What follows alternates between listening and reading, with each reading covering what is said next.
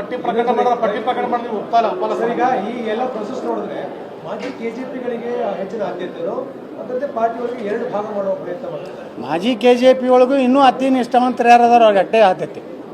ಹೊಗಳು ಭಟ್ರು ಅವ್ರದ್ದೆಲ್ಲ ವ್ಯವಸ್ಥೆ ಮಾಡೋರು, ರಿಯಲ್ ಎಸ್ಟೇಟ್ ಮಾಡಿ ದುಡ್ಡು ಮಾಡೋರು, ಪಕ್ಷವನ್ನು ಅಡ್ಜಸ್ಟ್ಮೆಂಟ್ದಿಂದ ಈಗಾಗಲೇ ಬಲಿ ಕೊಟ್ಟಾರೆ. ಅದರ ಮುಂದುವರೆದ ಭಾಗ ಅಷ್ಟೇ. ಸರ್, ಈಗ ಅಗರ್ವಾಲ್ ಅವರು ಕೂಡ ಪಕ್ಷಪಾತಿಯಾಗಿ ನಡ್ಕೊಳ್ತಾ ಇದ್ದಾರೆ ಅಂತ ಆರೋಪನ ವಿಜೇಂದ್ರ ಪರವಾಗಿದ್ದಾರೆ ಅಂತ. ಈಗ ನೀವು ನೋಡಿದ್ರೆ ನಿಮ್ಗೆ ಗೊತ್ತಾಗ್ತದಲ್ರಿ ಯಾರು ಪಕ್ಷಪಾತಿ ಅದಾರೆ, ಯಾರು ನಿಪಕ್ಷಪಾತಿ ಅದಾರೆ, ಯಾರು ಏನು ನಡೆಸ್ಯಾರ ಅನ್ನೋದು ಯತ್ನಾಳ್ ಹೇಳಬೇಕಾಗಿಲ್ಲ. ಎಲ್ಲರ ಮನಸ್ಸಿನಾಗಿದೆ. ಯಾರೂ ನಾ ಮೊದಲು ಧೈರ್ಯ ಮಾಡ್ದವು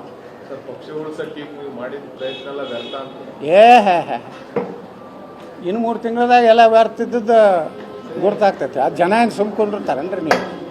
ನೀವು ಯಾವನಾರೇ ಒಂದು ತಂದು ಹುಲಿಯೇ ತಂದು ಕೂಡ ಹುಲಿ ಆಗ್ತೈತೇನು? ಹುಲಿ ಆಗ್ಬೇಕಾದ್ರೆ ಜನರಿಂದ ಆಗ್ಬೇಕು. ನೀವು ಎಲ್ಲರೇ ಒಂದಿಟ್ಟು ಅಡ್ವರ್ಟೈಸ್ಮೆಂಟ್ ಕೊಟ್ಟು ರಾಜ ಹುಲಿ ಬೆಟ್ಟದ ಹುಲಿ ಅಂತ ನೀವು ಬರ್ಸ್ಕೊಂಡ್ರೆ ನಾವೇನು ಮಾಡೋಕ್ಕಾಗಲ್ಲ. ಅಡ್ವರ್ಟೈಸ್ಮೆಂಟ್ ಕೆಲವೊಂದು ಪ್ರಚಾರಗಳು ಸಿಗ್ತಾವೆ. ರಾಜ ಹುಲಿನ ಅನ್ಬೋದು, ಏಕಚಕ್ರಾಧಿಪತ್ಯ ಅನ್ಬೋದು.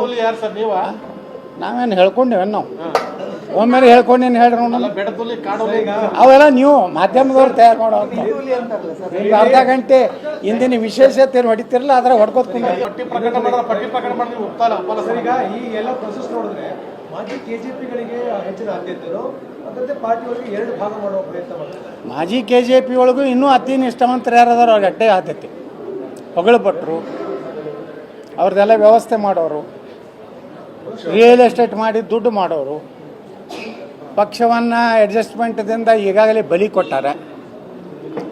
ಅದರ ಮುಂದುವರೆದ ಭಾಗ ಅಷ್ಟೇ. ಸರ್, ಈಗ ಅಗರ್ವಾಲ್ ಅವರು ಕೂಡ ಪಕ್ಷಪಾತಿಯಾಗಿ ನಡ್ಕೊಳ್ತಾ ಇದ್ದಾರೆ ಅಂತ ಆರೋಪನ ವಿಜೇಂದ್ರ ಪರವಾಗಿದ್ದಾರೆ ಅಂತ. ಈಗ ನೀವು ನೋಡಿದ್ರೆ ನಿಮ್ಗೆ ಗೊತ್ತಾಗ್ತದಲ್ರಿ ಯಾರು ಪಕ್ಷಪಾತಿ ಅದಾರೆ, ಯಾರು ನಿಪಕ್ಷಪಾತಿ ಅದಾರೆ, ಯಾರು ಏನು ನಡೆಸ್ಯಾರ ಅನ್ನೋದು ಯತ್ನಾಳ್ ಹೇಳಬೇಕಾಗಿಲ್ಲ. ಎಲ್ಲರ ಮನಸ್ಸಿನಾಗಿದೆ. ಯಾರೂ ನಾ ಮೊದಲು ಧೈರ್ಯ ಮಾಡ್ದವು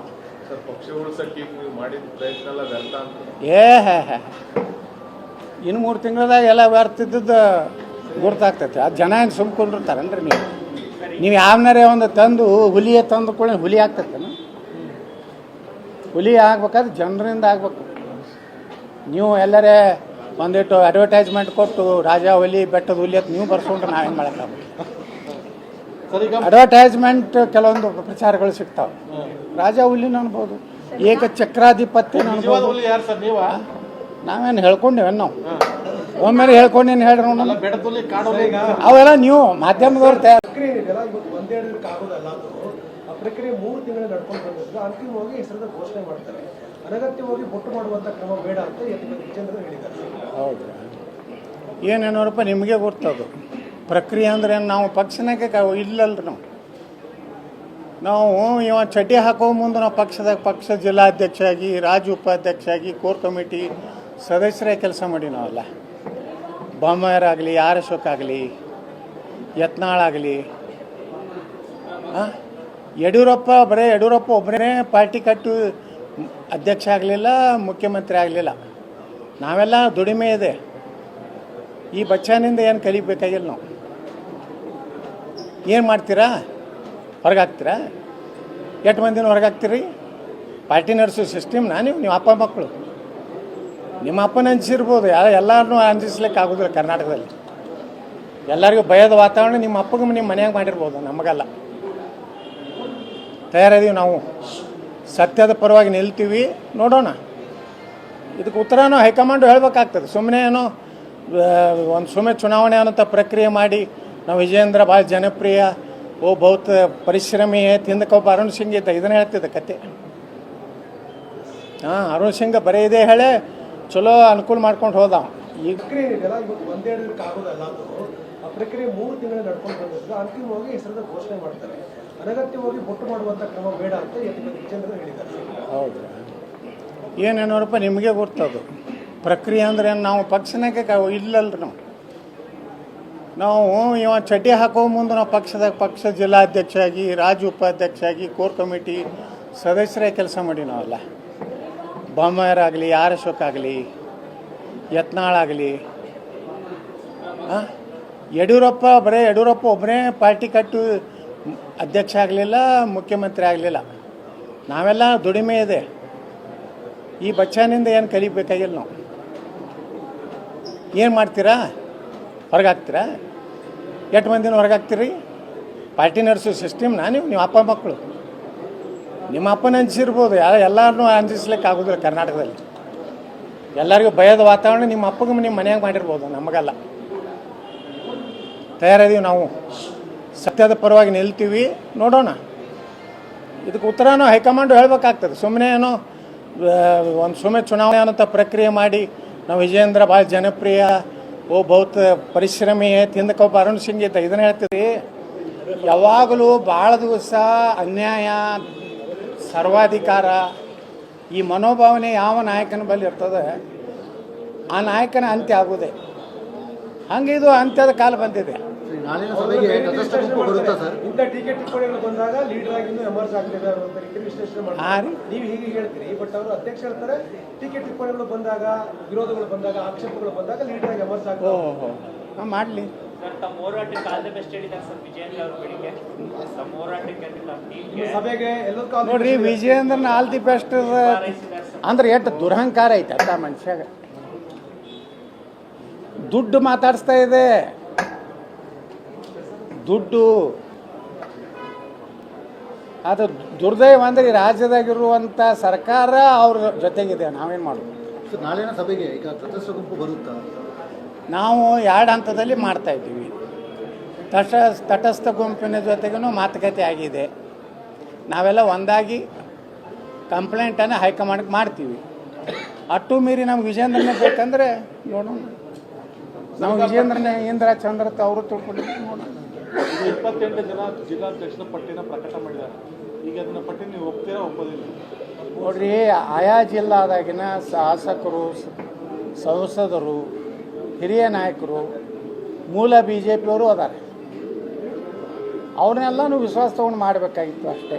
ಮಾಡಿಲ್ಲ, ಅದು ಮುಂದಿನ ಪರಿಣಾಮಕ್ಕೆ ತಯಾರಾಗಬೇಕಷ್ಟೇ. ಯಾವಾಗಲೂ ಭಾಳ ದಿವಸ ಅನ್ಯಾಯ, ಸರ್ವಾಧಿಕಾರ, ಈ ಮನೋಭಾವನೆ ಯಾವ ನಾಯಕನ ಬಳಿ ಇರ್ತದೆ ಆ ನಾಯಕನ ಅಂತ್ಯ ಆಗುವುದೇ. ಹಂಗೆ ಇದು ಅಂತ್ಯದ ಕಾಲ ಬಂದಿದೆ. ನಾಳಿನ ಸಭೆಗೆ ತಟಸ್ಥ ಗುಂಪು ಬರುತ್ತಾ ಸರ್? ಇಂಥ ಟೀಕೆ ಟಿಪ್ಪಣಿಗಳು ಬಂದಾಗ ಲೀಡರ್ ಆಗಿ ಎಮರ್ಜ್ ಆಗ್ತಿದೆ ಅನ್ನೋ ರೀತಿ ವಿಶ್ಲೇಷಣೆ ಮಾಡ್ತಾರೆ. ನೀವು ಹೀಗೆ ಹೇಳ್ತೀರಿ, ಬಟ್ ಅವರು ಅಧ್ಯಕ್ಷ ಹೇಳ್ತಾರೆ ಟೀಕೆ ಟಿಪ್ಪಣಿಗಳು ಬಂದಾಗ, ವಿರೋಧಗಳು ಬಂದಾಗ, ಆಕ್ಷೇಪಗಳು ಬಂದಾಗ ಲೀಡರ್ ಆಗಿ ಎಮರ್ಜ್ ಆಗ್ತಾರೆ. ಮಾಡಲಿ ಸರ್ ತಮ್ಮ ಹೋರಾಟಕ್ಕೆ ಆಲ್ ದ ಬೆಸ್ಟ್ ಹೇಳಿದ್ದಾರೆ ಸರ್ ವಿಜಯೇಂದ್ರ ಅವರು ಬೆಳಿಗ್ಗೆ. ತಮ್ಮ ಹೋರಾಟಕ್ಕೆ ಸಭೆಗೆ ಎಲ್ಲರೂ ನೋಡ್ರಿ, ವಿಜಯೇಂದ್ರನ ಆಲ್ ದಿ ಬೆಸ್ಟ್ ಅಂದ್ರೆ ಎಷ್ಟು ದುರಹಂಕಾರ ಐತೆ ಅಂತ ಮನುಷ್ಯಾಗ. ದುಡ್ಡು ಮಾತಾಡಿಸ್ತಾ ಇದೆ, ದುಡ್ಡು. ಅದು ದುರ್ದೈವ ಅಂದ್ರೆ ಈ ರಾಜ್ಯದಾಗಿರುವಂಥ ಸರ್ಕಾರ ಅವ್ರ ಜೊತೆಗಿದೆ. ನಾವೇನು ಮಾಡೋದು? ನಾಳಿನ ಸಭೆಗೆ ಈಗ ತಟಸ್ಥ ಗುಂಪು ಬರುತ್ತಾ? ನಾವು 2 ಹಂತದಲ್ಲಿ ಮಾಡ್ತಾಯಿದ್ದೀವಿ. ತಟಸ್ಥ ಗುಂಪಿನ ಜೊತೆಗೂ ಮಾತುಕತೆ ಆಗಿದೆ. ನಾವೆಲ್ಲ ಒಂದಾಗಿ ಕಂಪ್ಲೇಂಟನ್ನು ಹೈಕಮಾಂಡ್ಗೆ ಮಾಡ್ತೀವಿ. ಅಟ್ಟು ಮೀರಿ ನಮ್ಗೆ ವಿಜೇಂದ್ರನೇ ಬೇಕಂದ್ರೆ ನೋಡೋಣ. ನಾವು ವಿಜೇಂದ್ರನೇ ಇಂದ್ರ ಚಂದ್ರ ಅವರು ತಿಳ್ಕೊಂಡಿದ್ದೀವಿ, ನೋಡೋಣ. 28 ಜನ ಜಿಲ್ಲಾಧ್ಯಕ್ಷರ ಪಟ್ಟಿನ ಪ್ರಕಟ ಮಾಡಿದ್ದಾರೆ.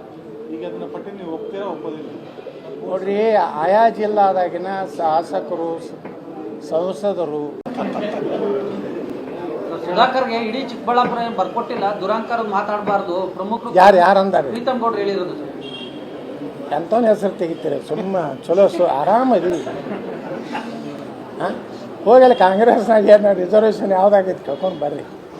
ಇನ್ನೊಂದು ಮಾತು ಪ್ರಧಾನ ಕಾರ್ಯದರ್ಶಿ ಅಲ್ಲ ಸರ್ ಅವರು? ಪ್ರಧಾನ ಕಾರ್ಯದರ್ಶಿ ಅಲ್ಲ? ಯಾವುದು? ಯಾರಿಗ್ರಿ? ಯಾರಿಗೆ? ಅದು ವಿಜೇಂದ್ರಗ, ನಮಗಲ್ಲ. ಸುಧಾಕರ್ ಅವರು ನಿನ್ನೆ ಸಿದ್ದರಾಮಯ್ಯನವ್ರ ಸಲಹೆ ಕೇಳಬೇಕಾಗಿತ್ತು ನಾನು ಅಂತಂದ. ಯಾರು? ಬಿಜೆಪಿ ಹೋಗೋ ವಿಚಾರದಲ್ಲಿ ಸಿದ್ದರಾಮಯ್ಯನವ್ರು ನಂಗೆ ಸಲಹೆ ಕೊಟ್ಟಿದ್ರು. ಸಿದ್ದರಾಮಯ್ಯ ಹೇಳಿದ್ರಂತ ಅವ್ರಿಗೆ ಬಳಸಿ ಉಪಯೋಗಿಸ್ಬಿಟ್ಟಿದ್ದಾರೆ, ಹೋಗ್ಬೇಡ ಅಂತ ಹೇಳಿದ್ರಂತ. ಆದ್ರೂ ನಾನು ಹೋದೆ. ಮೊದಲೇ ನಾನು CM ಮಾತು ಕೇಳ್ಬೇಕಾಯ್ತು, ಸಿದ್ದರಾಮಯ್ಯ ಮಾತು ಕೇಳ್ಬೇಕು, ಅವ್ರ ಸಲಹೆ ಪಶ್ಚಾತ್ತಾಪ ಪಡ್ತಾ ಇದ್ದೆ. ನೋಡಿ, ಮನ್ಸಿಗೆ ನೋವು ಆದಾಗ ಮನುಷ್ಯಾಗ ಹಂಗೆ ಅನ್ನಿಸ್ತದೆ. ಯಾಕಂದ್ರೆ ಅವ್ರು 17 ಜನ ಬಂದಿರಲಿಲ್ಲ ಅಂದ್ರೆ ಯಡಿಯೂರಪ್ಪನವ್ರು ಮುಖ್ಯಮಂತ್ರಿ ಆಗ್ತಿದ್ರ, ನಂಬರ್ 1. ಇವತ್ತು ವಿಜೇಂದ್ರಗೆ ಎಷ್ಟು ದುಡ್ಡಿನ ದುರಂಕಾರ ಬಂದಿದೆಯಲ್ಲ, ಅದು ದುರಂಕಾರ ಇರ್ತಿತ್ತ? ಇಲ್ಲ. ಯಾಕಂದ್ರೆ ಇಷ್ಟು ದುಡ್ಡು ಆಗಿಬಿಟ್ಟಿದೆಯಲ್ಲ. ಬಹುಶಃ ಯಾವ ಮುಖ್ಯಮಂತ್ರಿನೂ ಮಾಡಿರ್ಲಿಕ್ಕಿಲ್ಲ, ಅಟ್ಟು ಮಾಡಿಬಿಟ್ಟು ಅವ್ರು ಪಾಪ ಅವ ಮತ್ತೆ ಪಾದಯಾತ್ರೆ ಮಾಡ್ತಾನೆ 3 ಸಲ ಸಿದ್ದರಾಮಯ್ಯ.